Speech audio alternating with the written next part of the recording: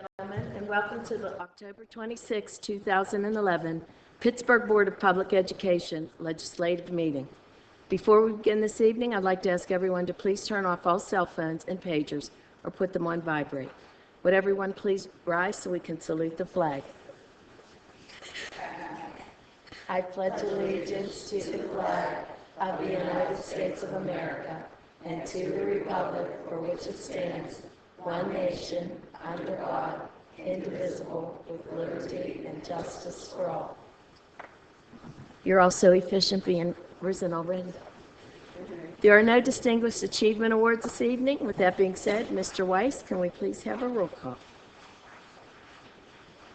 Oh, I'm sorry, I didn't mean to rush you. Dr. Allen, Present. Mr. Brentley, Here. Mrs. Kalezi, Here. Mrs. Fink, Here. Mr. Eisler, iPhone present. Mr. McCray, Here. Ms. Shealy, Mr. Sumter, Present. Mrs. Azuda. Here. 8 members present. Thank you, Mr. Weiss. At this time, I'd like to ask Mr. Sumter to please share our core beliefs and commitments. Thank you, Mrs. Azuda. The Pittsburgh Board of Education, there are things that we want, there are things that we believe, and there are things that we're committed to doing. We want maximum academic education achievement for each and every student within the Pittsburgh public school system. We believe that can be done, and we're committed to doing that. We also want a safe and orderly environment for all students, staff, teachers, employees, etc. We believe we can do that, and we're committed to doing that. We also want to make sure that we support that activity in an effective and efficient manner. We believe that, we want that, and we're committed to doing that. We also believe that resources should be distributed in an equitable manner to meet the needs throughout the district. We want that, we believe that, we're committed to doing that. We also, last but not least, believe that it is necessary to improve community engagement within the education process within the district. We want that, we believe that, and we're committed to doing that. We believe that if we do these things, all 5 total, that we will improve the governance of the Pittsburgh Board of Education, which would translate into increasing academic achievement throughout the district. Thank you. Thank you, Mr. Sumter. Will everyone please turn to the minutes from last month? Are there any corrections, additions, or deletions to the minutes of September 21st, 2011 legislative meeting? Second. All those in favor? Aye. Opposed? Take Kalezi and McCray. At this time, I'd like to read the executive session statement. In addition to executive sessions announced at the legislative meeting of September 21st, 2011, the board met in executive session on October 19th, 2011, and immediately before this legislative meeting to discuss various personnel matters that may include, but are not limited to, administrative vacancies and positions opened and closed. Finally, at the executive session immediately before this legislative meeting, the board discussed student discipline cases that involve violations of various portions of the Code of Student Conduct. The board does not take vote at executive session.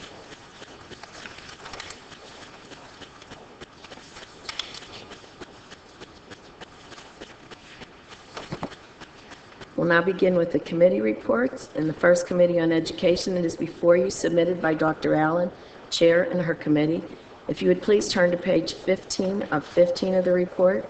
I'd like to give you the number of student suspensions, transfers, and expulsions for this month. There were 45 students suspended for 4 to 10 days. No students were suspended for 4 to 10 days and transferred to another Pittsburgh public school. 5 students were expelled out of school for 11 days or more. No students were expelled out of school for 11 days or more and transferred to another Pittsburgh public schools.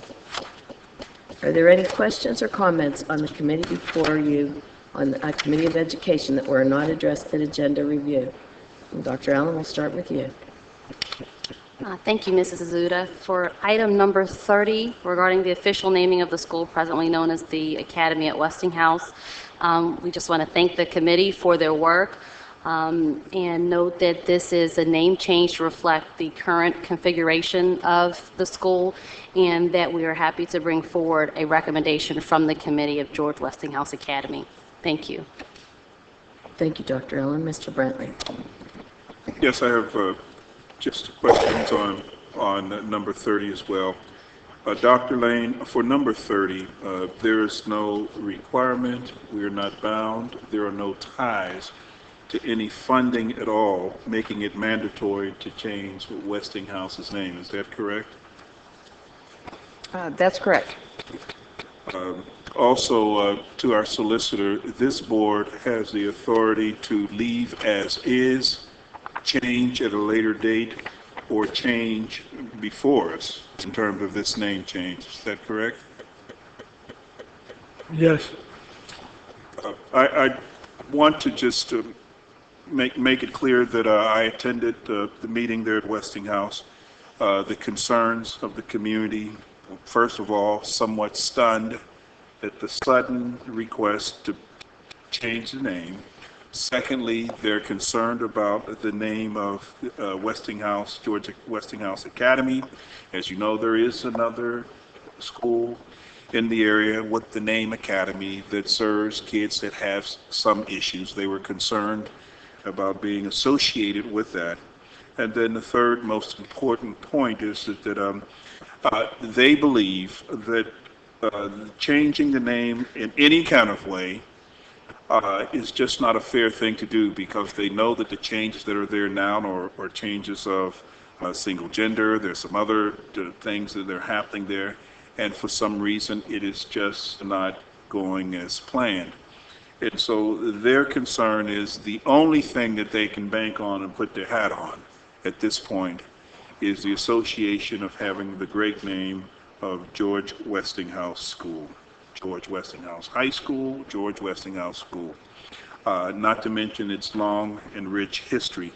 I am monitoring this process extremely close, because for some reason there's this move that we as a board and administration can change names, and it's like magic. Things will happen. I attended 2 meetings on the north side. They're talking about changing the names of the north side schools and creating a new Northside school. So that concerns me with the rich history that this district has with some of the names and the history of some of the names of the schools. So I don't think it's really necessary to change. It is not appropriate. I think one of the things that we have as the Powers board member is to try to treat this community the way we treat other communities. We would never, ever attempt to change any other school's name if it wasn't mandated by some reason, or if there was a strong concern of keeping it the way it is. So I will not be supporting it, and I would encourage my colleagues, let's not continue to make this issue with that East End community one that continues to be a strained kind of relationship. Let's try to work with them.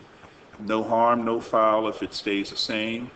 And a year later, if the programs start to run and do very well, if they want to come back to the table, that's open too. So I'm asking the board that they would consider that, colleagues, that we would consider that before we slap a name on someone that they're not really excited about. Thank you. Thank you, Mr. Brantley. Mrs. Khaleesi. Mrs. Fink. I just want to commend Dilworth and their partnership with the Grow Pittsburgh Edible Schoolyard Project.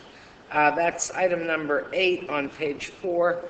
And I would only hope that we would have more schools that decide to do this kind of thing, whether it's through this organization or on their own or however. But I think that it's a wonderful opportunity for kids to learn about the growing of food, about what it takes to have a garden. I remember once seeing in an old minutes book little children in high button shoes and little boys in knickers at Miller School growing a victory garden for World War I. So somewhere along the line, this is not a new idea, but it's an idea whose time has come around again, and I really, really would encourage more schools to get into this kind of thing. Thank you, Mrs. Fink. Mrs. Khaleesi. Truly, I apologize for saying that I didn't have any questions, but I just wanted to touch on the official naming of the Academy at Westinghouse. And just so the public is clear and understands, we did follow the policy that this board adopted. Am I correct, Dr. Lang? Yes. And doing that, this board has in the past always accepted the recommendation of that policy. To my knowledge, since I've been here, that's how it's gone. Thank you. Thank you, Mrs. Khaleesi. Mr. Eisler. No questions, just a comment. I mean, it's very difficult to follow Mrs. Fink when she was part of the World War I Victory Garden. Hey, I'm here. She can't get me. You're saying that because you're on the phone. Thank you, Mrs. Azuda. Thank you, Mr. Eisler. Mr. McCray. I won't say anything. I won't say anything about Mr. Eisler's bravery. I think we covered. I think we covered all the thank yous, and Mrs. Fink just did an eloquent job of the Victory Gardens. Thank you. Mr. Sumter. All right. There are no further questions. Mr. Weiss, may we have a roll call vote, please? I'm sorry, pardon me.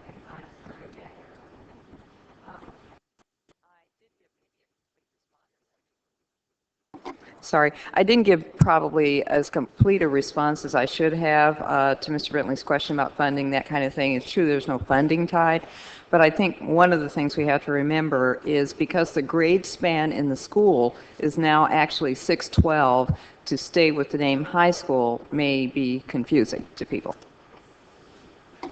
Thank you for that clarification.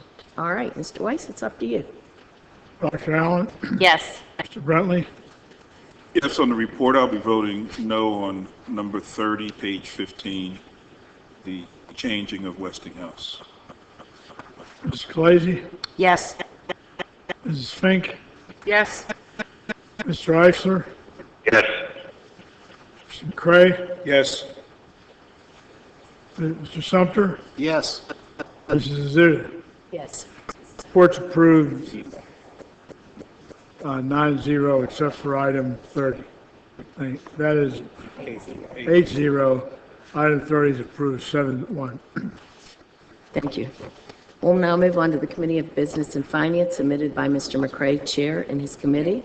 Are there any questions or comments that were not addressed at agenda review? Dr. Allen. No further questions or comments. Thank you. Mr. Brentley. I want to just ask again about, Doctor, your monitoring of the change orders that was brought out here before us. Even though we passed a policy that requires a certain approval from the board, there are still creative ways of getting around increasing those dollars. And I'm asking, and hopefully someone is there monitoring it. If not, we are right back where we are, where certain contractors just changed things and kept jobs open and continued to put in orders, and here we are paying 2, 3, 4, 5 times on a job that should have been closed 3 or 4 months ago. So I'm asking that somebody monitor that, especially with these hard financial times. Somebody should be on that all the time to make sure that we are physically sending someone out to make sure it's real, and then also following the process when, or monitoring the process on who gives the approval. Now we have here, Doctor, I think in 2 or 3 rare cases, you're listed as approving something. And then I think our Director of Facilities Plants, he approved something. And then I believe there was someone else in the COO, CFO approves it. So it's 3 or 4 folks in it, and sometimes it could be the same contractor, it could be the same location, and it's can be viewed as a way of getting around our policy. Please find a way to monitor that and to watch our dollars going out. Thank you. Thank you, Mr. Brentley. Mrs. Khaleesi. Thank you. I apologize. I was not at agenda review, even though I was able to get some of my concerns addressed already. But I'd like to take the board to page 3 of 3. It was a last-minute board tab that was brought to the table at agenda review. And quite honestly, I don't have an issue with the board tab itself, except that it says that it's from October 17th and then ending on December 31st, which makes it retroactive. Have these individuals or the representatives of this group already been working with our staff? Yes, they have, Mrs. Khaleesi, and I did inform the board about this prior to the time they started. I'm sorry, so I didn't know, I don't recall that, so I apologize, I didn't know that.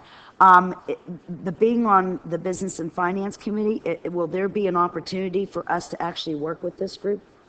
Absolutely. Okay, soon. You'd like me to say more about that? No, just soon, right? Okay, yes. Thank you.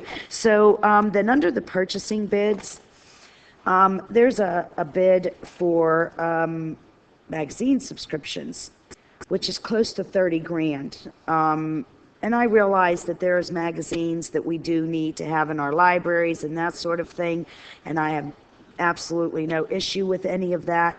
But do we have somebody that actually looks at what magazines are sent to what locations?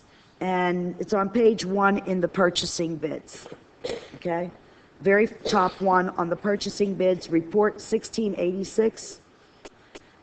So do we have somebody that is actually paying attention to what magazines are going where, what type of magazines, how many?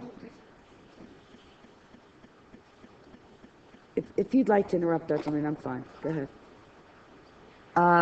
We'd like to check on this one, so what I'd say is I would like to pull that item and we will check. And if we need to order those subscriptions, we'll bring it back next month. Thank you. And while that is happening, and I appreciate it, is I'm more concerned a little bit, and the only reason I'm bringing this up is because the number seems very familiar to the last couple of years. And since we have less libraries and less schools, that's what caught my attention on that one. So, and then on the next page, under printing, and again, and I apologize to everybody that I was not at agenda review, so please forgive me. The early school choice letters, did we outsource this before as well? I believe we did. I believe we did outsource it before. Okay, I was just wondering with the new system, and I'm sure it's not completely up and running, and I know you have bugs and all that has to be taken care of. Isn't this like one of those things that they're kind of like you just tell the computer to send out a letter? I'm not a tech person. Actually, we learned that this was less costly than trying to do it ourselves. Okay, that answered that question. Thank you very much. Thank you, Mrs. Khaleesi. Mrs. Fink? Mr. Eisler? Mr. McCray? Mr. Sumter? No further comments or questions, thank you. Thank you. If there are no further questions, Mr. Weiss, may we have a roll call vote, please? Mr. Allen? Yes. Mr. Brentley? Yes. Mrs. Khaleesi? Yes. Mrs. Fink? Yes. Mr. Eisler? Yes. Mr. Cray? Yes. Mr. Sumter? Yes. Mrs. Azuda? Yes. Report's approved, 8-0. Thank you, Mr. Weiss. Let's now move on to the report on personnel that includes addendums A and B that is before you. Before we get into the questions, there is a memorial in the front of the report that I'd like to ask Ms. Spolar to read at this time. Dear Board of Directors, Ms. Nina Sacco, Principal of Pittsburgh Carey, staff, students, and community pay the following tribute to the memory of Janetta Mann, a counselor at Pittsburgh Carey, who died on September 1st, 2011. Ms. Mann joined the Pittsburgh Public Schools in 1996 as a counselor for middle and high school students. Her school assignments included Shenley High School, Reisenstein Middle School, and most recently, Perry Traditional Academy.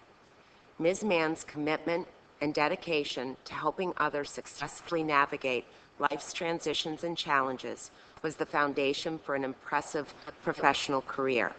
Students respected, admired, and relied upon her as they selected paths to productive future careers and adult lives.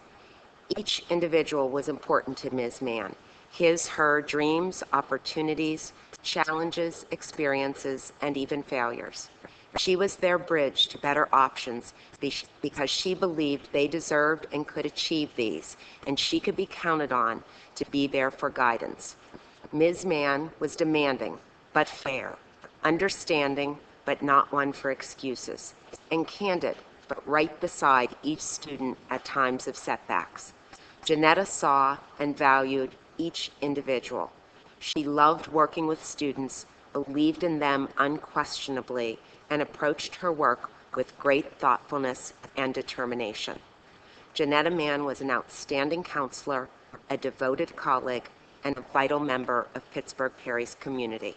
She will be greatly missed. Respectfully submitted, Dr. Linda Lane, Superintendent of Schools. Thank you, Ms. Spolar. What a wonderful tribute. Did you want to say more? If I may, just to alert the board that we are pulling item number 2 on page 16.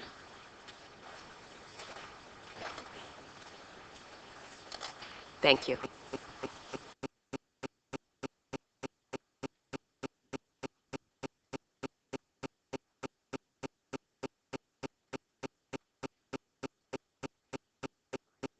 Thank you.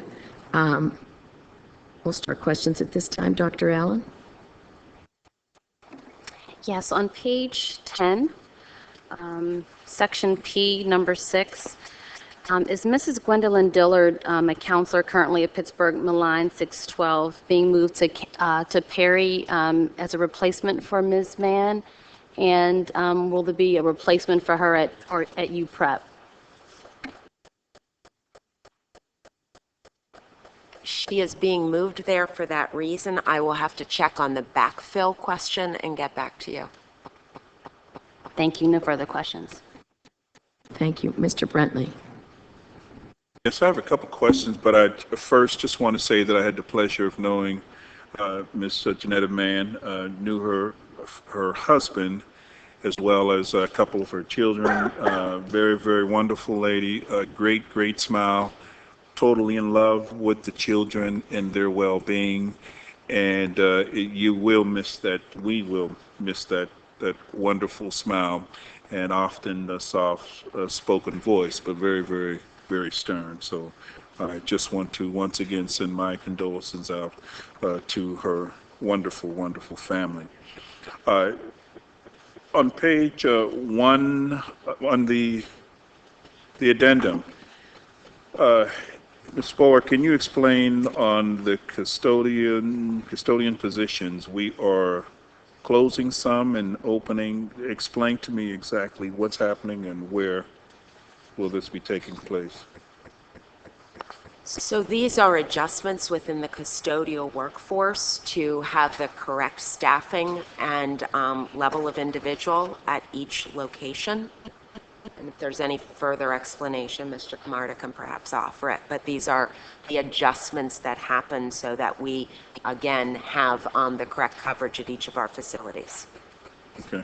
Does that mean were you increasing, and which facilities are they? These are some of the schools?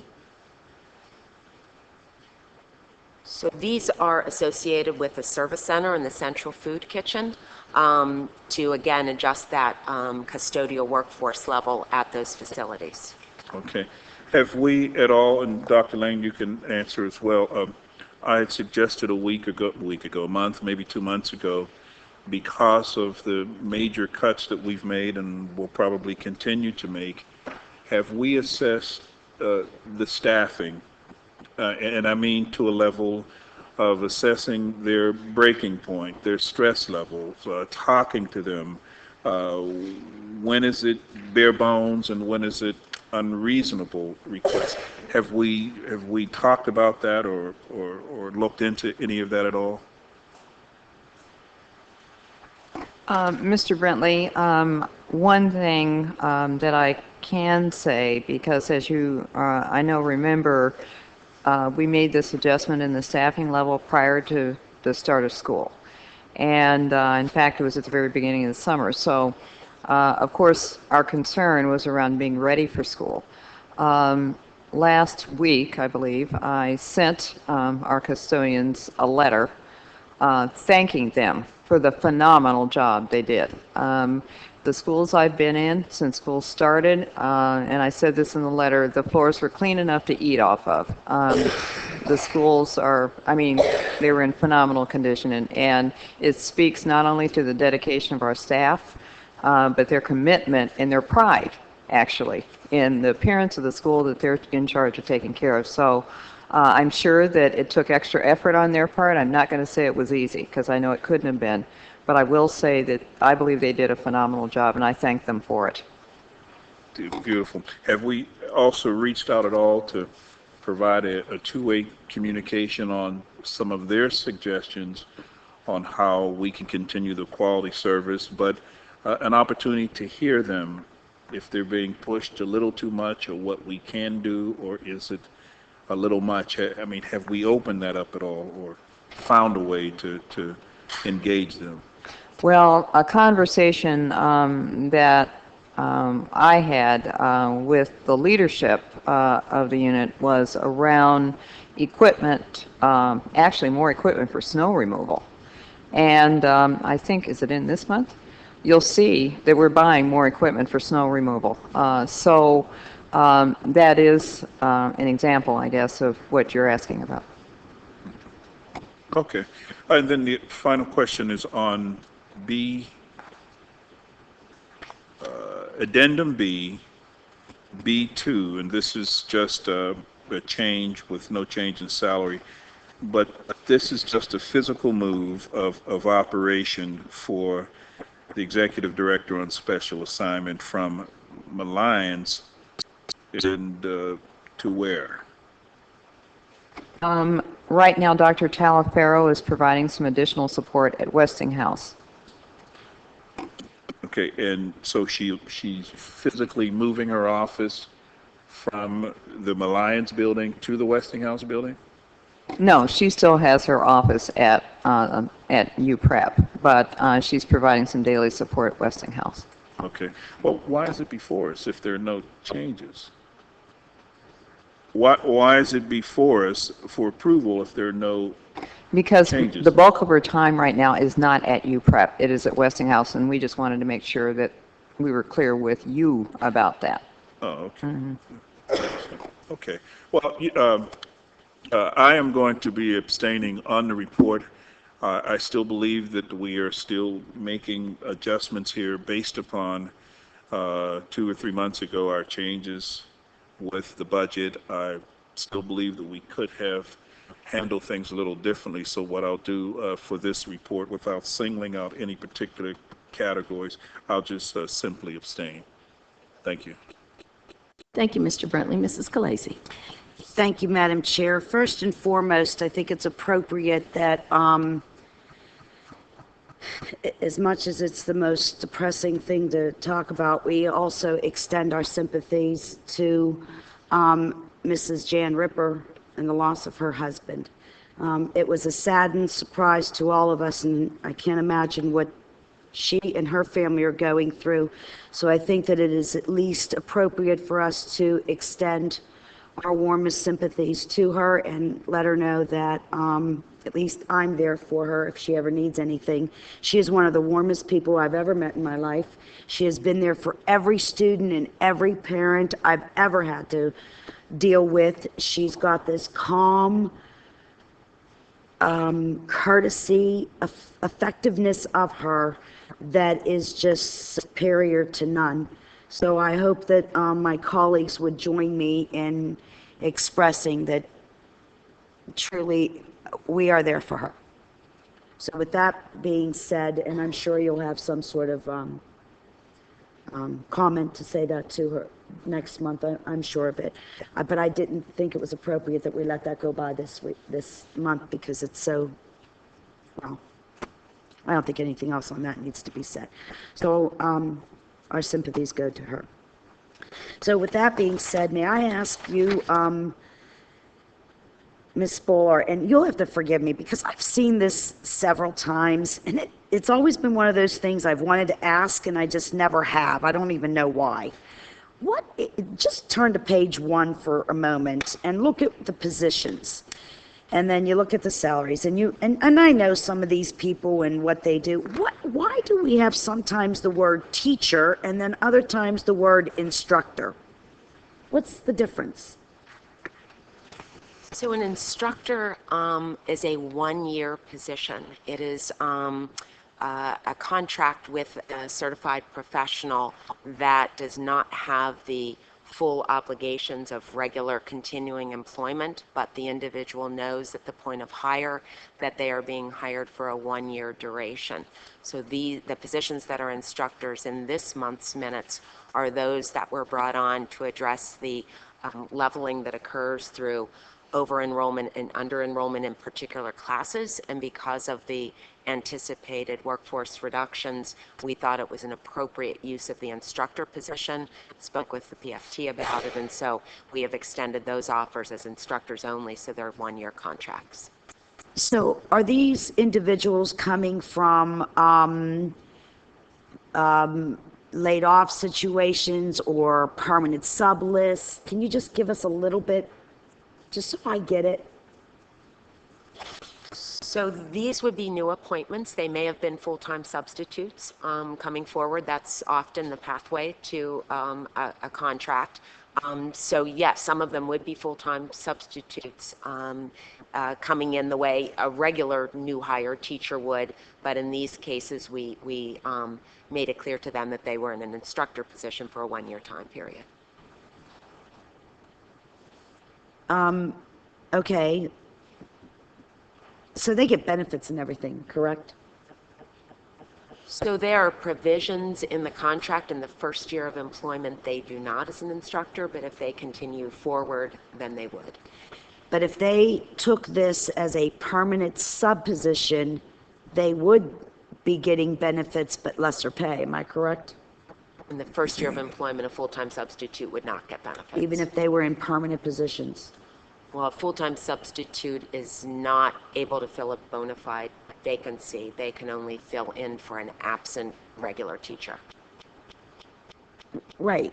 But if, let's say we knew, for example, that a teacher was going to be out on medical leave, medical sabbatical, for example, for 1 year, we would replace them with, I take it now, one of these, or with a permanent sub. Am I correct?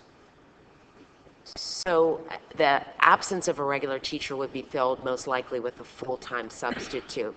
These are positions where there's not an absent employee, but in fact they're going to become the teacher of record for that classroom for the 2011-12 school year.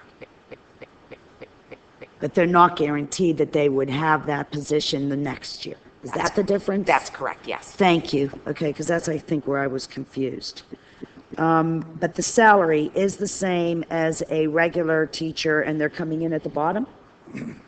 Yes. Okay, but no benefits? I want to double check with you, but yes, I believe that's true. And then the last thing I'm going to ask you on this one is, if we decided to keep that individual, because let's say next year we need, let's just for the sake of conversation, it's a science teacher in a high school, and we find that next year we are going to need that person, and we decide this one was a good investment, so to speak, would the time that they spent in a year in that position be time that they could, help me with the lack of another, for their seniority or their, time invested in the district?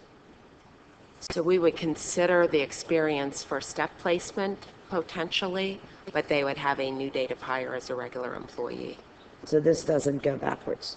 That's Okay, correct. thank you. Thank you, Madam Chair. Thank you, Mrs. Khaleesi. Mrs. Fink. I just want to remark that if I vote against an individual on here.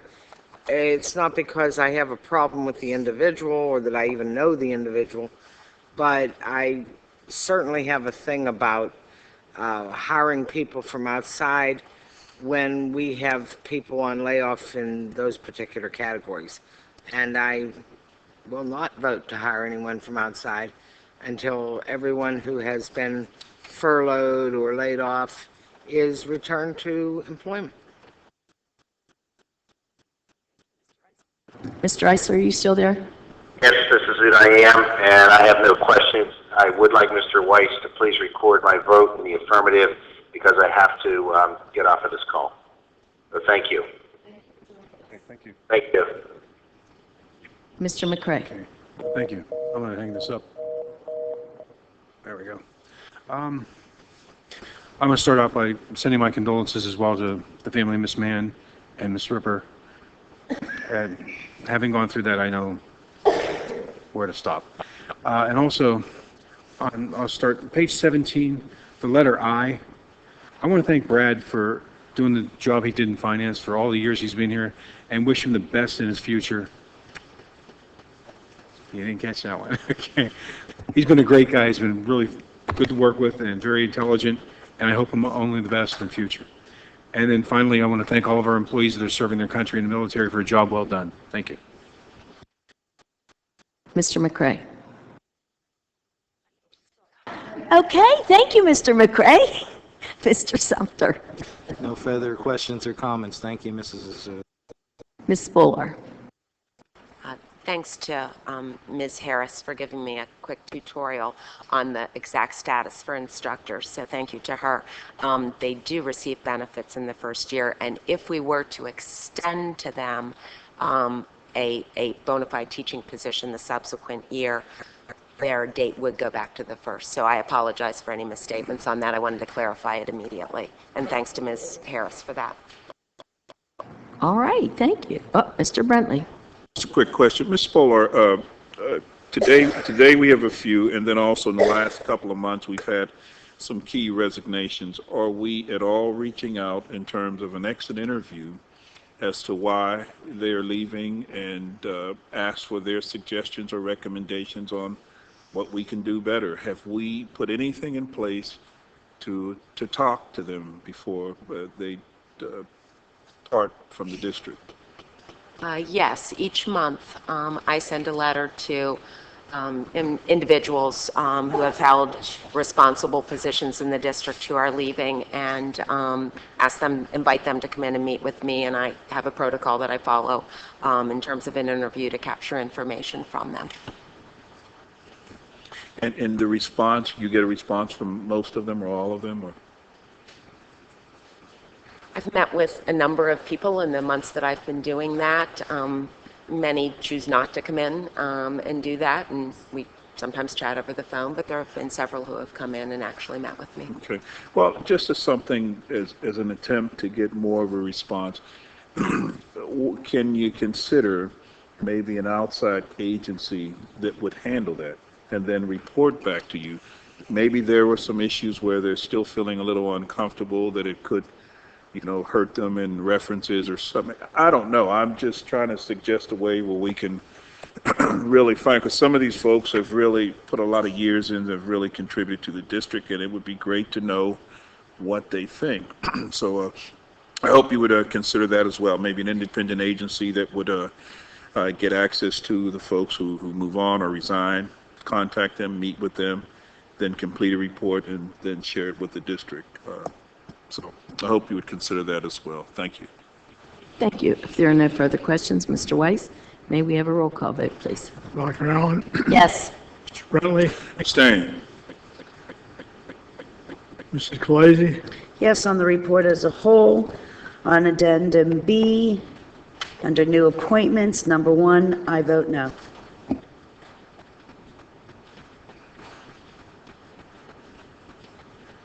Mrs. Fink?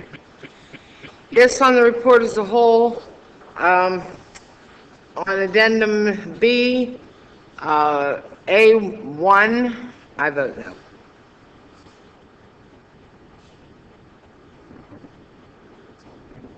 Mr. Eisner has voted yes previously. Mr. McCray?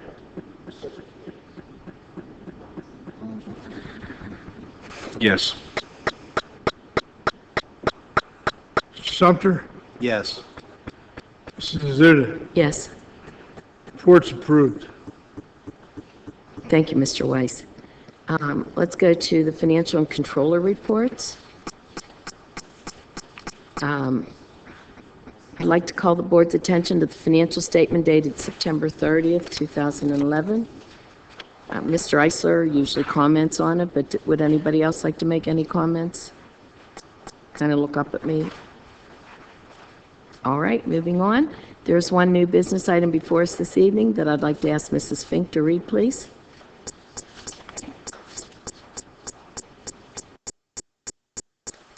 Do you want me to read the entire thing? Okay. This is a resolution on the evaluation of Superintendent Lyndall Lane for the 2010-2011 school year. Whereas the Pittsburgh Board of Education, at a special legislative meeting on December 13th, 2010, appointed Dr. Lyndall Lane to the position of Superintendent of the School District of Pittsburgh for the period of January 1st, 2011 through January 16th, 2014. And whereas the Board of Public Education also approved the employment contract for Dr. Lyndall Lane as the Superintendent of Schools as part of the December 13th, 2010 resolution, and whereas the Superintendent, as a condition of continued employment, has maintained a valid and appropriate commission from the Pennsylvania Department of Education to act as superintendent described by the laws and regulations of this Commonwealth, and whereas for 2011, the contract requires an evaluation and assessment in writing not later than August 31st, 2011, with any change in salary effective September 1st, 2011, and whereas the contract further provides that upon the attainment of the agreed-upon performance priorities for 2010-2011, the superintendent's compensation would be adjusted accordingly. And whereas the board recognizes the evaluation of the superintendent as among its most important responsibilities and acknowledges that ample notification was given to all board members, and whereas the contract provides that the superintendent shall have met the performance priorities for 2010-2011 and for compensation purposes if the board's evaluation progress towards these priorities is affirmative. And whereas the board held a retreat in August of 2011 and concluded that the progress toward the priorities set forth in the contract has been and is affirmative, and whereas the board reaffirms its commitment to improving academic achievement for all students, strengthening the district's financial health, creating a district-wide performance-based culture, as well as enhancing stakeholder relations, and whereas the board commends Superintendent Lyndall Lane for her tremendous efforts to improve student achievement while simultaneously meeting the performance priorities for 2010-2011 of the contract, and pledges to remain steadfast in its commitment to improving student achievement through the farther implementation of excellence for all. Now, therefore, be it hereby resolved that after evaluating Superintendent Lyndall Lane as provided in the contract, the board hereby confirms that Lyndall Lane, in the performance of her duties as superintendent pursuant to the contract, has met the performance priorities for 2010-2011. Be it further resolved that having met the agreed-upon performance priorities for 2010-2011, Superintendent Lane is entitled to the annual compensation set forth in the contract and already agreed upon by the board and superintendent of $215,000 effective September 1st, 2011. Thank you.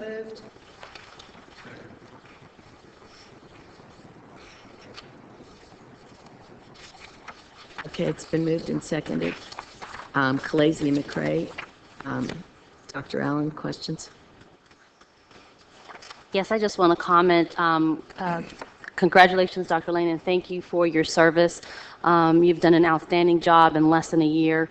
We were very fortunate to have you as our superintendent, and you have shown that you are able to deal with these challenges. You haven't shied away from the tough decisions, but have put forth thoughtful recommendations for how to grapple with the challenges before us, and you're definitely the right superintendent for the challenges ahead of us. Thank you. Thank you, Dr. Allen. Mr. Brentley. Dr. Lane, I have I just received it today. I have not or cannot share the same comments that my colleagues can share. Over the year, it has been very tough for me. Has been very tough for those that I represent. The thick politics that exist at this end of the table, I've even encouraged you at times to stay away from it because it can get nasty. Regardless of what some may say or do, my treatment at the board is one that still raises the question, or still raises concerns that regardless of what folks may think or say, I am an elected official, I am an elected board member, I am the senior African American board member, and so my concerns should be considered legitimate concerns. I have not received that kind of respect. I have some concerns with you, with the administration on a couple of items. I will not go into details with them. I will be abstaining on this item. I will continue to reach out and to encourage you, Doctor, to look at things a little differently in terms of how we deal with certain communities. An example would be, as we speak, we're sitting on about a possible explosive situation on the north side around school closings. Self-inflicted. I live there. And tons of other things that have happened, and I try to share the concerns from the community, often overruled by the board majority.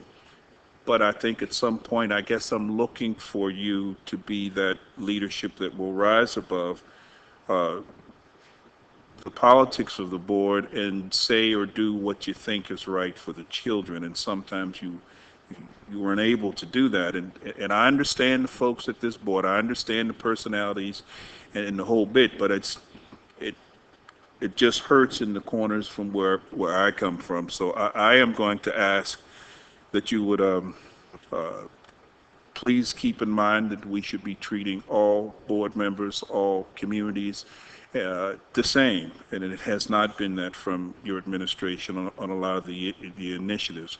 Also, I have not participated in the past, nor have I participated in the evaluation process over this item here, and it's for the reasons that I've shared before. It is hard for the viewing public to understand, but listen, we have a very strong individual here who represents corporate Pittsburgh, Mr. Eisler, and I'm sorry he is not here anymore. And it is not the environment to be able to share your views openly and honestly. It is not the environment to be able to respectfully have a difference of opinion. And so that is my reason for not participating in the process because of the strong influence of my colleague. And unfortunately, it is left me out with an opportunity of really being able to share on what I think that you should be considering in terms of the future for the district. So I've shared that before.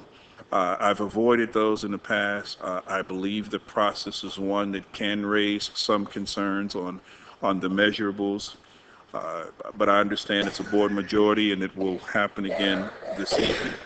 So I will say to you again that I will continue to encourage you to please let this community see you stand for all those children. I mean, and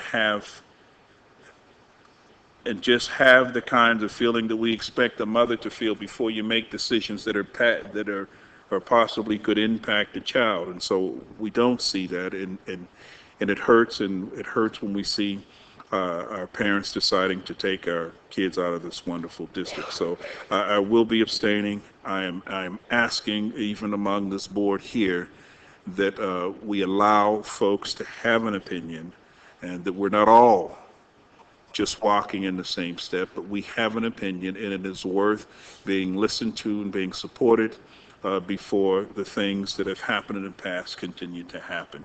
So congratulations to you. I will abstain and hold out for those who have not been included in real consideration in some of the initiatives that the administration has put forward. Thank you.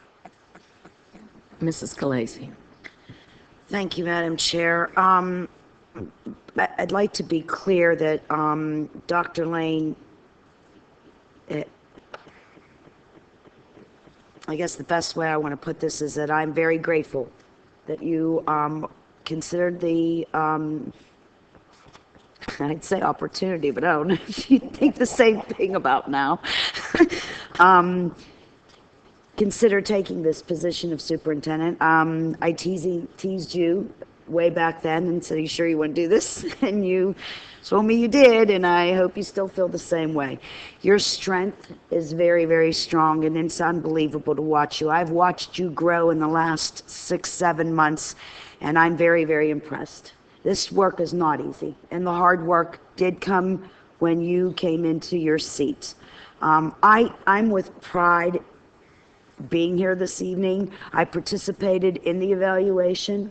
I participated in all parts of it as I am expected to do. I was included in each and every one of them without reservation whatsoever. My colleagues all were the same as I was. We worked very diligently to make sure that the process was clean, clear, and transparent, and it was. You were very, very successful, and you were also put in a situation where you were, which you should be commended for.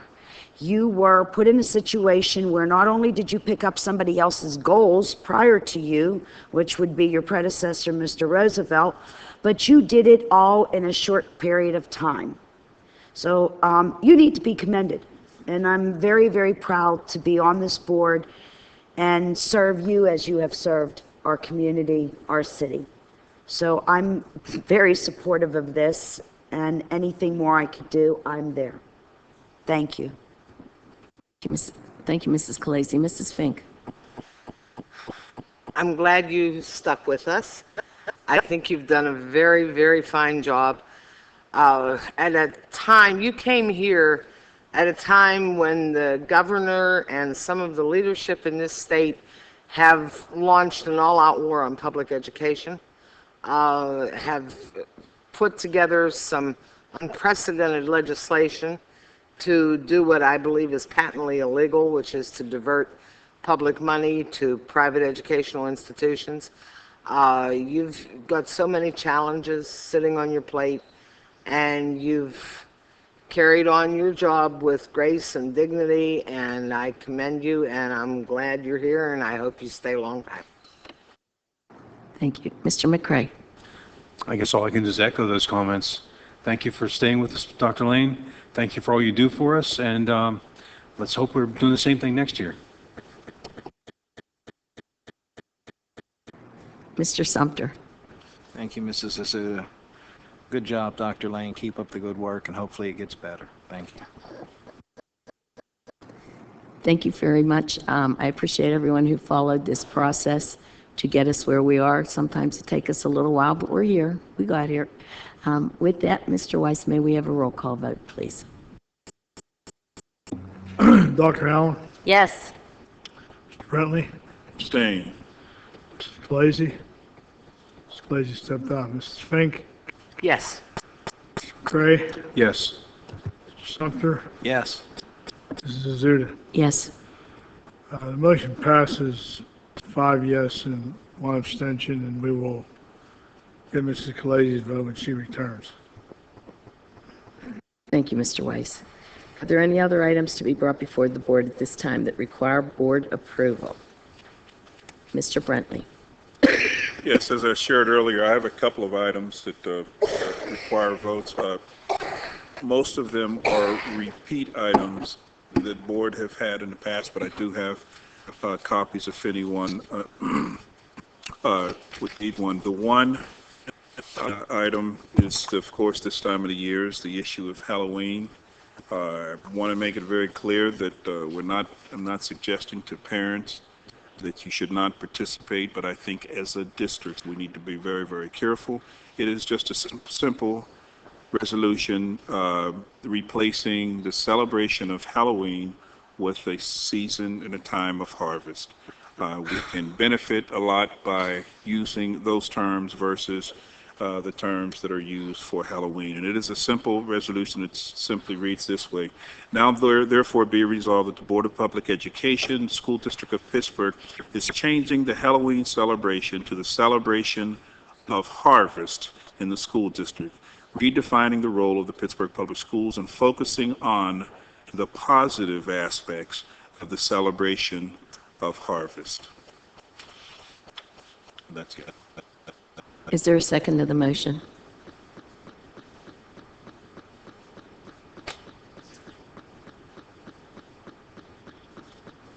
Okay. The motion isn't seconded, so it goes down. Do you have a second motion? Yes, I have another item, two more items. The next item is, also I do want to remind folks in the viewing audience that they often see this happen, and what you are witnessing is that I am not one that when I present something will go in the back room and cut deals and bargain. If someone would vote for this, then I'll vote for that, or I'll trade you this principle and I'll trade. I don't do that with children. So when you see my items here, this is why it doesn't even get the minimum respect of a second for discussion. So it's important for those in the viewing audience to notice it. To judge it on the merit, which is the most important thing. Is it something that makes sense? And that's the important thing that those in the viewing audience can see. This here I introduced in January of 2009, resolved that the response to the written statements of the public hearing shall be submitted by the superintendent within 48 hours of the public hearing and shall include the following. Acknowledge this is, and this is titled, I titled this Response 48. Which would include three items: acknowledgments of the speaking, of the individual speaking at the public hearings and the appreciation submitting information. Number two, restating the topic addressed at the public hearing.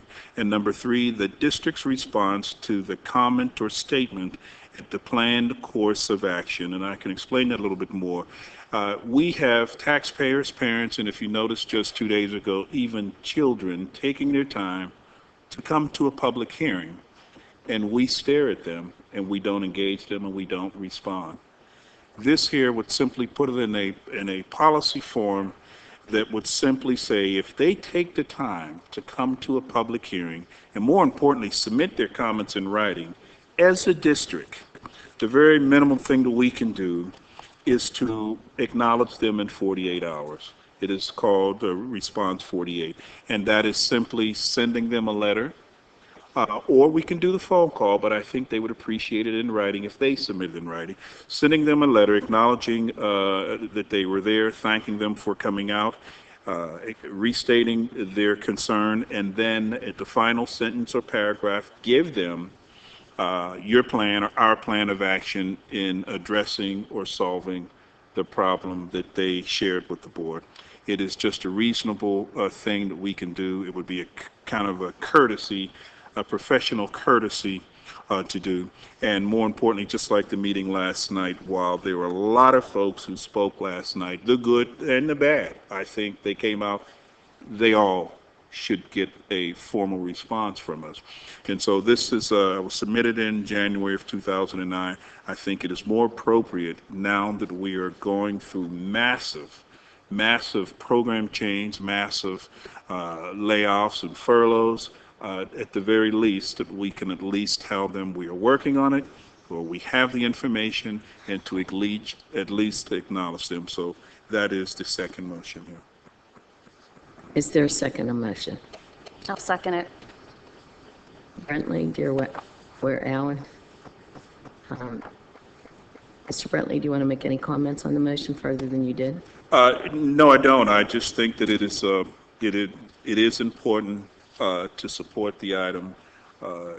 you have to find a way as board members to allow the public an opportunity to be engaged. As we are often told as public hearing, we only do it because it's by law, and so that's why we sit there. And I've even had board members even whisper, don't engage them, don't talk to them. In other words, oh, just let them vent.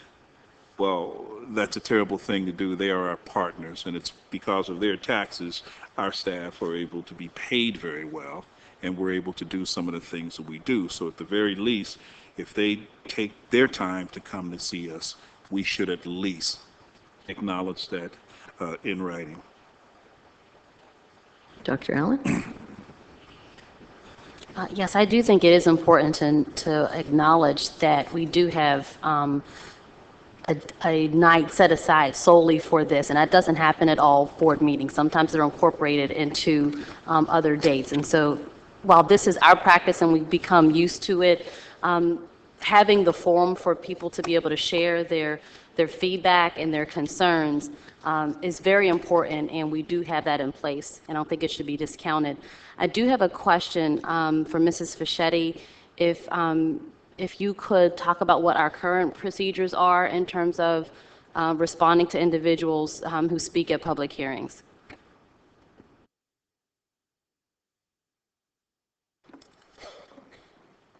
Our current procedure is that we have printed up postcards, and those postcards are provided to people, usually at the point that they speak.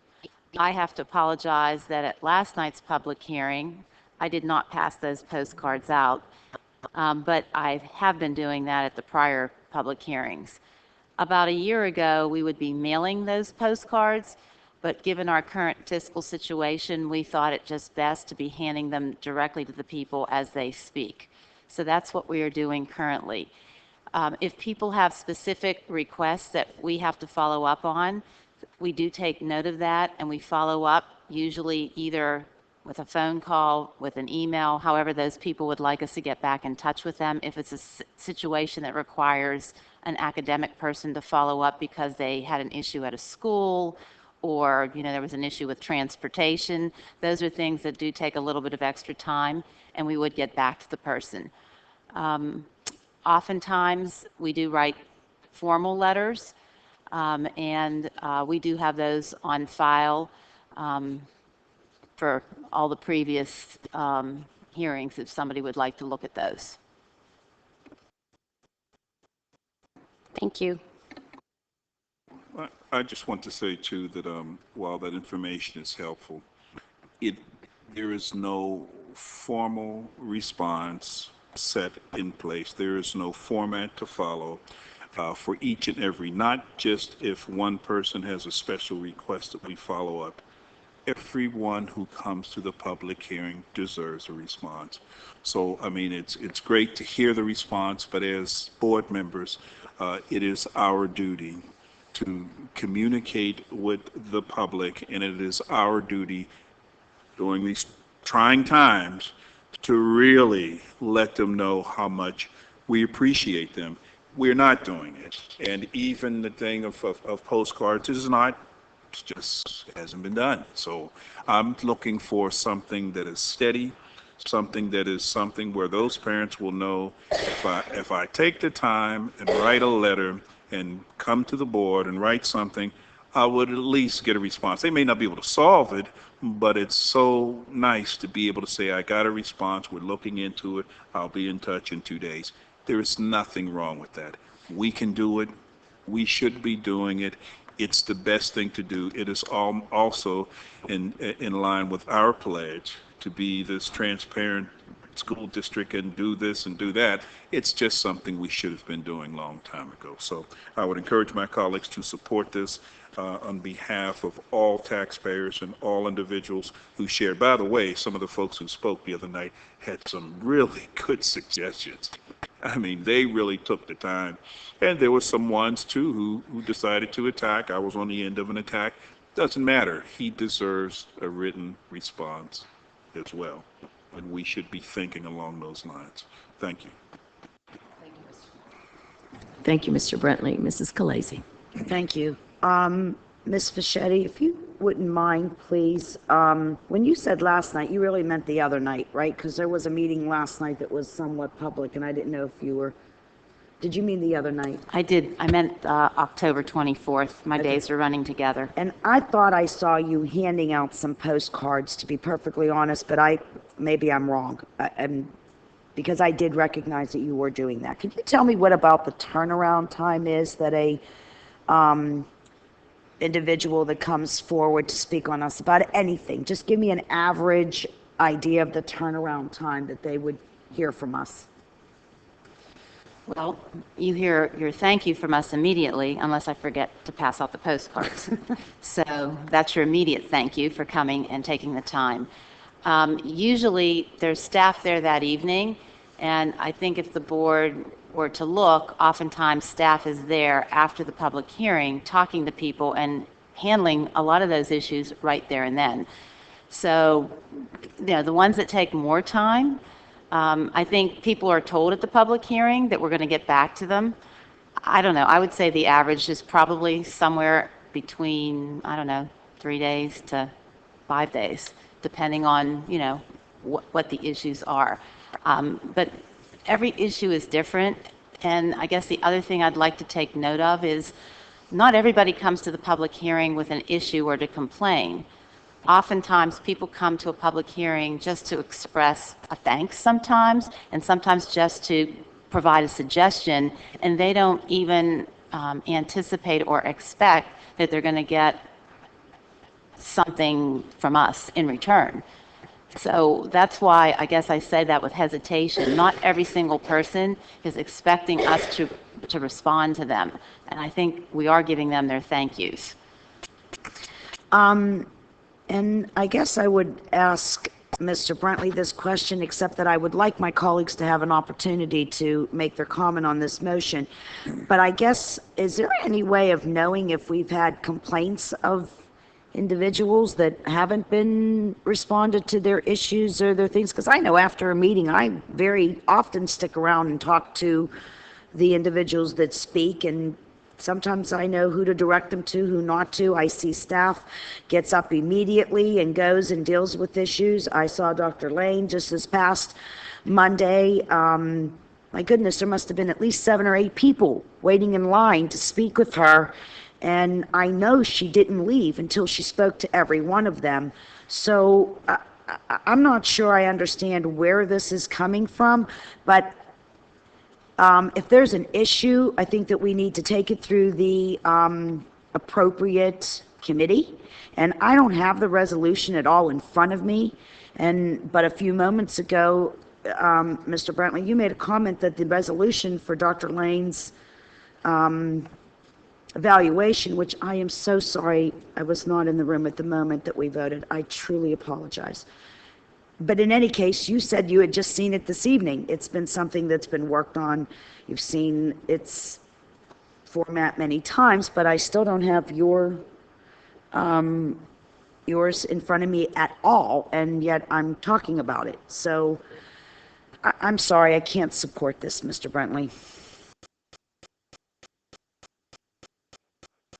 I'd like to add, I'd like to move forward because for the viewing public, this is just a convenient maneuver, just not to give victory to something for the community. This item, which I've said when you were out of the room, it's here. I have them if anybody want one. No one raised their hand to ask for one, but I'm going to give you one here, Ms. Scalise, okay? And if there's anybody else who want one, I have one here as well. Secondly, this is a repeat item. You see at the top there, this was introduced in January 21st, 2009, and you were here. So it is the exact same item.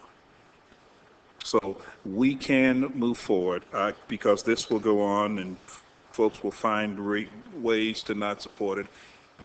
It's not an issue with me, but it's about providing the service for the community. These are adults, they have to make the right decision, and I just say let's prepare to simply vote. Oh, I do want to make it very clear too, that once again, those in the viewing audience, I know of folks who've repeated, who have attended at least 6 of our public hearings in the last year or so. If you're planning on coming in November, please share if you've ever received a postcard, if you've ever received a letter, if you ever received a postcard coming into the door, or if you received one going out. Or has anyone ever written you and provided a resolution to your concern? But I'm ready for the vote, Madam Chair, if it's appropriate. Are you calling? I'm not calling it. I would never Okay. cut off discussion, but I'm saying if Okay. if it is Well, then, no, I'd appropriate, like if to you give her decide. Mrs. Fink's turn. That's okay, I'm, Mr. McCray? I just have a question for Mr. Weiss. If we have an identical motion that failed in the past, is it allowed to be brought forward in that identical form? It wasn't 2009. I think it's appropriate for the board, since it's been moved and seconded, to consider it. I mean, that was arguably certain different folks. So I think enough time has passed that it's appropriately before the board for a vote. Mr. Sumter? Thank you, Mrs. Azuda. The public hearing component is a very important aspect of what we do to give the public the opportunity to give input on what's going on within the district. I would be very distressed to know that folks weren't responded to with whatever concerns they would bring forward to the administration or the board members. And I always encourage people to come to public hearings, and that's the place to let your concerns be heard. But it would really distress me to find out that there would be no follow-up on anybody coming to the public hearing, because that's the purpose of the public hearing. The board members don't express comments, but I would hope that if there were concerns that were expressed, that their concerns would be addressed one way or the other, whether it's satisfactory or not satisfactory to the individual. At least they would be attended to. I've heard conflicting comments at this table this evening. I heard that postcards are going out. I heard the postcards aren't going out. I heard the responses are not being made. I heard the responses are being made. I would like to know what the factual case of the matter is regarding this, because of the importance of public hearing, the importance of public input, and the importance of hearing more than just ourselves talking to each other or the administration talking to us or back and forth. We need to hear from the real world as such as to what's going on. So I've heard so far that postcards are being given out. Is that correct? Yes, it is correct, I with heard- the exception of Monday night, October 24th, I heard where I that- forgot them. I heard that responses have been made to comments made at public hearing. Is that correct? That is correct. What is the ordinary turnaround time, or would each matter depend on the nature of the concern as to how fast the administration can get back to the individual with a concrete response rather than just a response that says, I'll get back to you? The typical turnaround time is that evening. Okay, that is the typical turnaround time for things that could be addressed very easily that evening. Oftentimes, people who come to the public hearing have also submitted to us information prior to coming to the public hearing, and oftentimes they've already gotten responses from us before they come to the public hearing. So, and oftentimes we've shared that with the board in advance. So what I'm trying to say is, I would say we have at least a 90-some% rate in terms of dealing pretty quickly with most responses. The ones that are going to take more time are the ones where we really have to go back and research. Would that take more than 48 hours? Yes, I can think of, for example, Ms. Cale Smith, councilwoman who just spoke last evening. She's been responded to an email prior to last evening. Dr. Lane has sent her a personal letter subsequent to last evening, and there were several meetings with her. So that's why it's kind of hard to respond, because we are actually very responsive. For example, we had 88 individuals signed up the other evening. Would it be overburdensome for the administration to respond within a 48-hour time frame to that number of individuals? I think I'll let Dr. Lane handle that one. I mean, on this one, because I forgot to hand them the postcards, I'd be happy to mail them a postcard, but they gave some pretty individualized ideas on a very complicated plan. So I think I will have to defer to Dr. Lane. When we have a public hearing that has the turnout that we had on Monday night, yeah, 48 hours would be a little tough. And of course, one of the things is I think about the speakers. In some cases, the reason people speak is to influence the board on a decision the board is going to be making. And that was the case with a lot of our speakers on Monday night. So basically, all you can say is that, you know, the board will be making a decision in this regard soon or something like that. And I'm thinking particularly of the which facilities the better location, Perry or Oliver, that issue. A lot of speakers on that, but it's not something you can write and give them an answer because that's a decision the board will be making. So their efforts are coming are to help inform that decision. The couple concerns I may have would be the time constraints being put on the administration and folks that come just to hurl insults at the administration or the board. How do you respond to that other than thank you very much for coming and have a nice day? But everyone can't be treated the same necessarily. But I guess if they do raise concrete issues or constructive concerns, that they can be addressed and we can respond to them.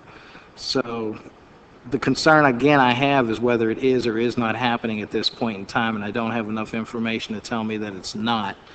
And if that's a case, that we should monitor public hearings from now on just to have as a follow-up to know whether or not folks are getting their items addressed. A lot of times I'll say come to the public hearing, bring your information in writing, and then they'll say, well, do you actually read it? Do you take it home and read it? And I say, well, at least we hear it and we do have it in writing. We can follow up on it.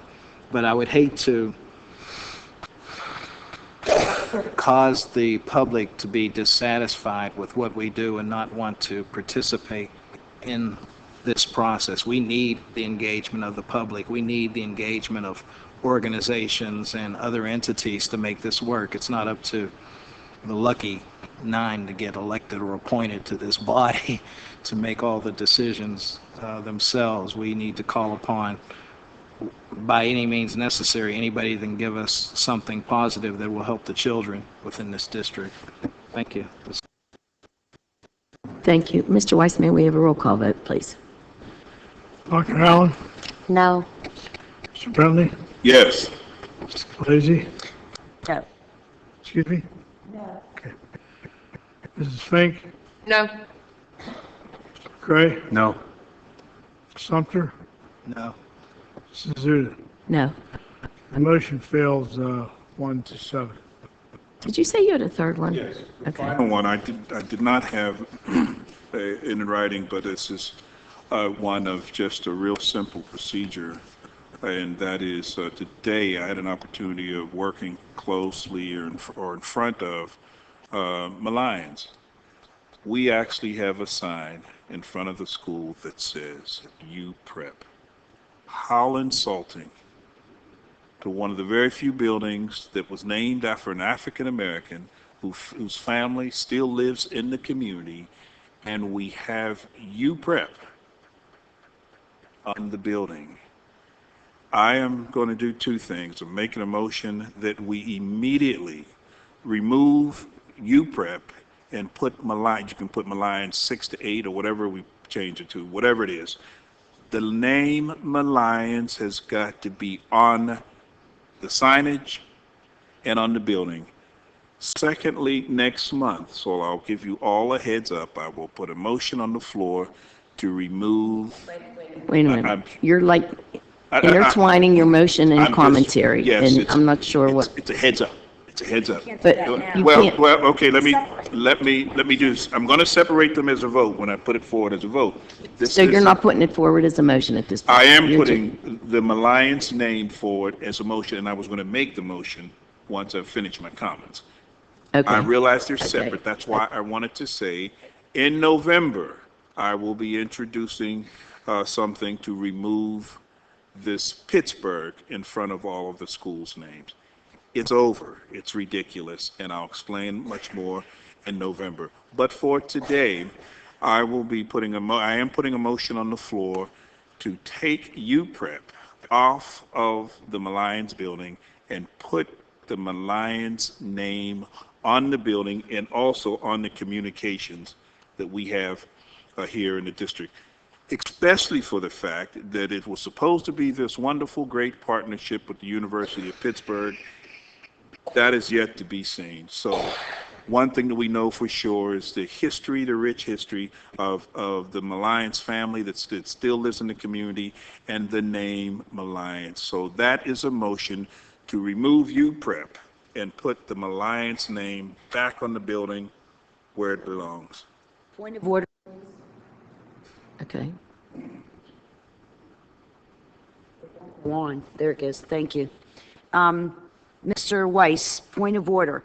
If a school has gone through the policy of the name, or the naming policy, does this board have the authority at any time to just change the name at a whim, such as being suggested at this point in time? Well, there is a naming policy which we've discussed in part before at this meeting. My interpretation of Mr. Brentley's motion is that UPrep is not the name of the school by any measure. It has a formal name, and while I cannot recite it here, I know that part of the name is Margaret Mallions. So I'm interpreting Mr. Brentley's motion for our purposes this evening as removing this, for want of a better word, shorthand UPrep, and placing the correct name as adopted by the board on the building. That's my interpretation. It's, I'd like to, if we could, save the board some time. It's wrong, we'll fix it. We'll take it down, we'll correct it. Thank you. Okay, Mr. Brentley? You are removing the name, is that correct, Dr. Lane? The UPrep name? Yeah, You the still want- UPrep name was kind of the placeholder name. And we will make sure the sign is the name that the school was actually named. And I can't recall the whole formal name, I think it was quite long. But we'll make sure the sign reflects the name the board gave the school. And Doctor, also, this, for reporting purposes, I read something, I think even on Harrisburg, they're using UPrep on reports in Harrisburg. And, it's something that we just shouldn't be involved with. It is Mallions. These names mean a whole lot. And so it's... I don't know if I can, I think we've already informed the Department of Education as to the correct name, but I can certainly remind them. Well, okay, I would still like to, just for the sake of assuring this, still like to send the vote through. The motion is on the floor. Is there a second to the motion? Okay, do you have any other issues? No. I mean,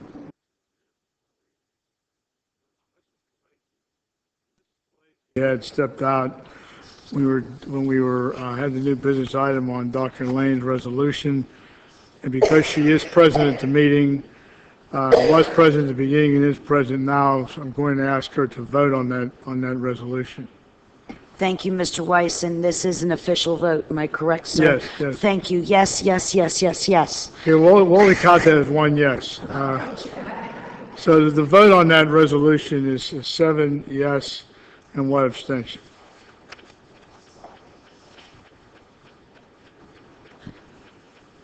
I'd like to make just a brief statement to the board. First of all, thank you. Thank you very much. I appreciate all of your comments and certainly the resolution itself. I do have to say, though, that given the fact that I've been, I think of a superintendent I worked with prior to coming to Pittsburgh, and our district was in some pretty severe financial shape. Even though, and frankly, it wasn't quite as bad as this, but in that particular situation, what he did was came forward to the cabinet and asked us to freeze our salaries to help, and we did.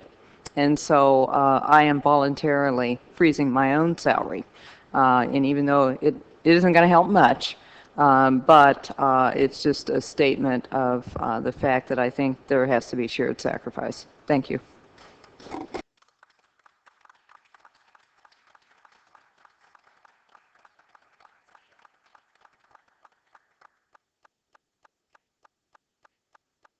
Thank you, Dr. Lane. Are there any other things for board action? I have a question on Dr. Lane's comment. All right. Do we have to accept that? I say that. I ask that you do, and the reason I ask that you do is because I'm going to have to ask some other people to do some really tough things, and I already have asked some people to do some really tough things, and you can't lead where you won't go. So I'm asking that you accept my request.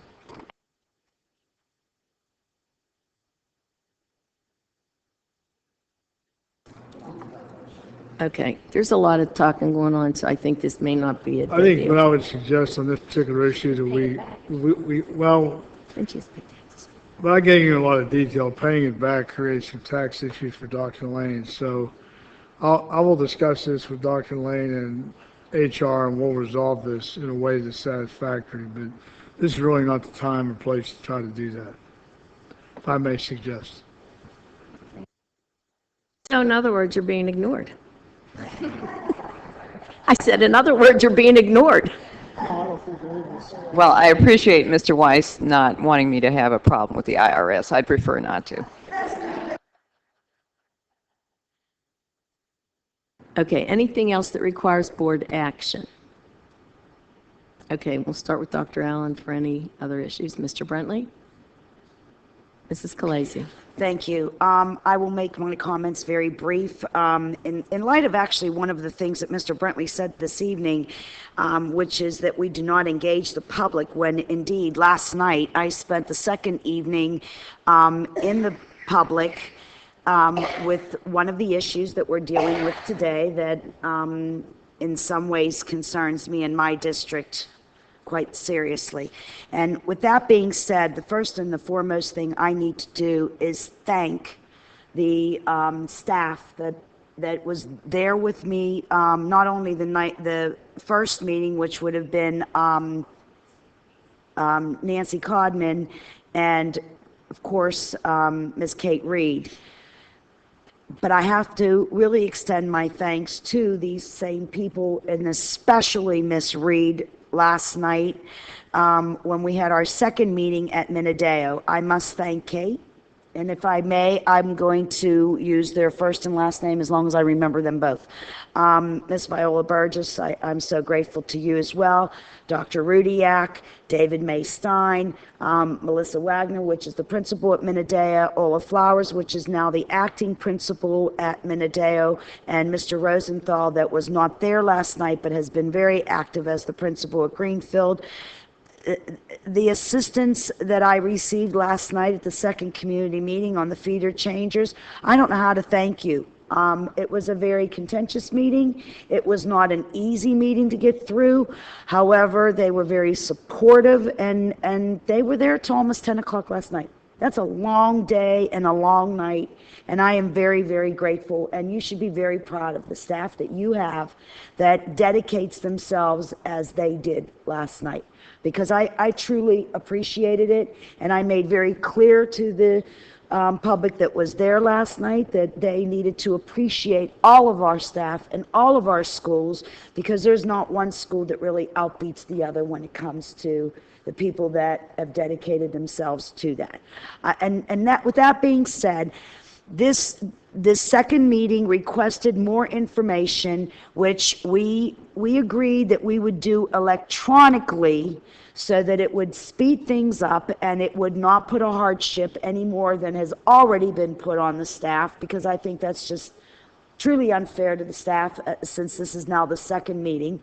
I am going to schedule a third meeting. Dr. Lane, if there is somebody you can bring just for the sake of support when it comes to official questions, I would appreciate it, but I would never put, especially Kate, in that situation again. That poor girl has been through enough, and I know you need her in other areas. It is, I'll handle what I have to handle, but I would be grateful if I could at least have one person to give me an hour or so. If not, I'll take care of it myself.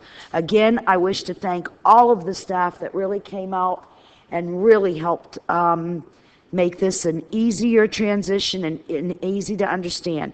So if anyone says that we do not go out into the public and we do not become part of the community and make sure that we let them know what we're doing, why we're doing it, well, I don't know what else to do to make clear that this is what we do, and we do it with our whole hearts and soul.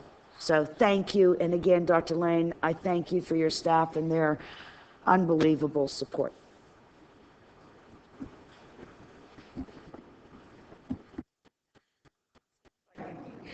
Thank you, Mrs. Scalise, Mrs. Fink, Mr. McCray, Mr. Sumter. Thank you, Mrs. Azuda. Several announcements I'd like to put forward. First, there's going to be, excuse me, a Healthy Teen Expo. That's going to be on Saturday, November the 5th, 11:30 a.m. to 2:30 p.m. It's going to be at the Carnegie Library of Pittsburgh, Hill District branch, which is located at the corner of Center Avenue and Kirkpatrick Streets in the Hill District. There's going to be music demos, technology, food, health and beauty, aids, and much more for teens and tweens only. There will be food vendors and giveaways, and again, that'll be Carnegie Library, Hill District branch, Center and Kirkpatrick Street in the Hill District. Also, I'd like to let the public know the third annual education conference, Summoning the Village Part 2, Empowering Parents, Community to Create a Culture of Educational Excellence in the Hill District. This is being sponsored by the Hill District Education Council. The keynote speaker will be Bomani Howes, lifetime Hill resident and currently at Carnegie Mellon University. It's going to be occurring on November the 12th, where at University Preparatory School at Margaret Malines, time 9:30 a.m. to 2 p.m. There will be breakfast and lunch provided. Child care will be provided. Topics of discussion with parents, bullying, raising an African American male, mentoring, and much more. For information, you can call 412-621-3341. That's 412-621-3341. That's the Hill District Education Council. That's their third annual education conference. Yes, ma'am. You may most certainly may see that. Also, I'd like to bring attention to the fact that Mr.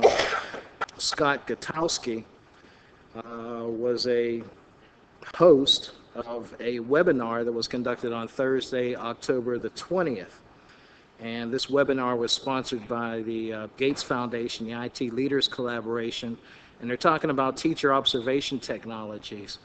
And if you haven't participated in a webinar, what a webinar is you log on your computer to the website, you get a phone call back, you're talking on the phone, and you're looking at your computer screen at the same time. So you can see, display an example of what you're talking about and discuss it with them in real time.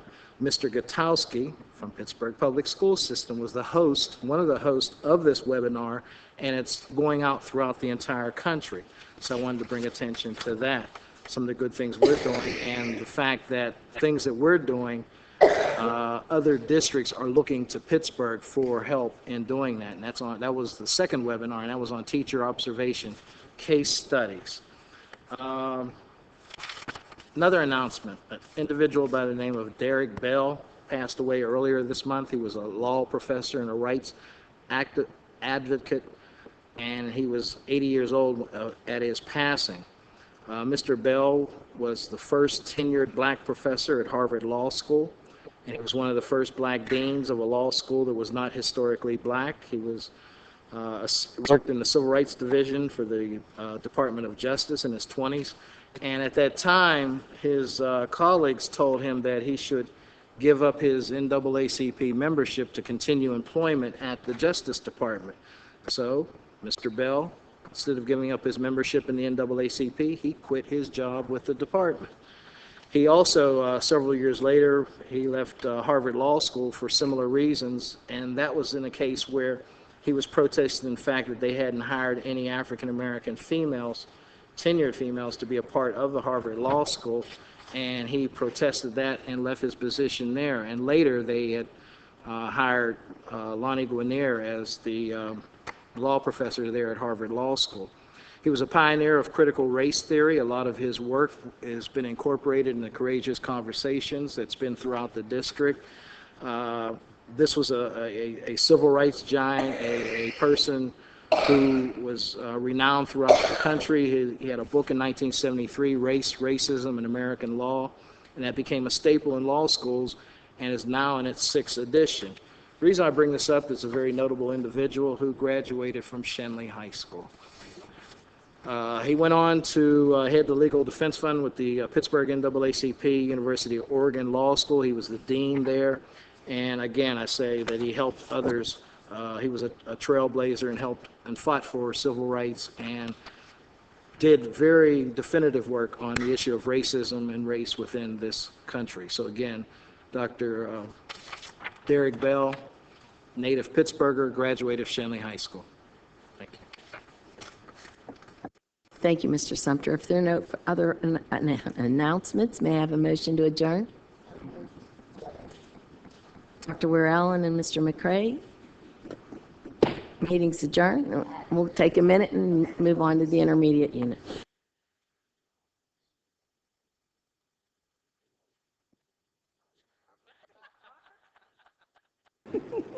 We got a let's do it. I'd like to call the October 26, 2011 meeting of the Pittsburgh Mount Oliver Intermediate Unit to order. Mr. Weiss, may we have a roll call, please? Dr. Allen? Present. Mr. Brentley? Here. Mrs. Khaleesi? I'm here. Mrs. Fink? Here? Mr. Reister is absent. Mr. McCray? Here. Ms. Shealy is absent. Mr. Sumter? Present. Mrs. Azuda? Here. 7 members present. Thank you. Will board members please turn to the minutes from last month? Are there any corrections, additions, or deletions? If not, I'd like to have a motion to approve. Khaleesi and Fink. All those in favor? Opposed?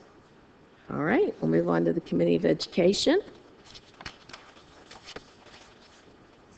Committee report on education is before us, submitted by Dr. Allen and her committee. Are there any questions that were not addressed at agenda review? If you have any, please look up to me. All right, seeing none, Mr. Weiss, may we have a roll call, please? Dr. Allen? Yes. Brentley? Yes. Mrs. Khaleesi? Yes. Mrs. Fink? Yes. McCray? Yes. Mr. Sumter? Yes. Mrs. Azuda? Yes. Motion's approved 7-0. Thank you, Mr. Weiss. Let's move on to the report on business. The committee report that is before us, submitted by Mr. McCray, Chair, and his committee. Are there any questions or comments that were not addressed at agenda review? Seeing none, Mr. Weiss, may we have a roll call, please? Dr. Allen? Yes. Brentley? Yes. Mrs. Khaleesi? Yes. Mrs. Fink? Yes. McCray? Yes. Mr. Sumter? Yes. Mrs. Azuda? Yes. Motion's approved. Thank you, Mr. Weiss. Let's now move on to the personnel report that is before us. Are there any questions or comments? Seeing none, Mr. Weiss, may we have a roll call, please? Dr. Allen? Yes. Mr. Brentley? Yes. Mrs. Khaleesi? Yes. Mrs. Fink? Yes. Mr. McCray? Yes. Mr. Sumter? Yes. Mrs. Azuda? Yes. Motion's approved. Thank you, Mr. Weiss. Are there any other items to be brought before the board at this time? Motion to adjourn? We just did personnel. Did it. Did you want to say something on personnel before I adjourn? Approve it again.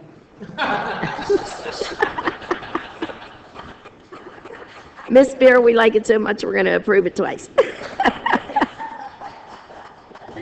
Okay, but now I lost my train of thought. Who moved to adjourn? Khaleesi and Fink. All those in favor? Aye. Meeting's adjourned. Thank you, everyone.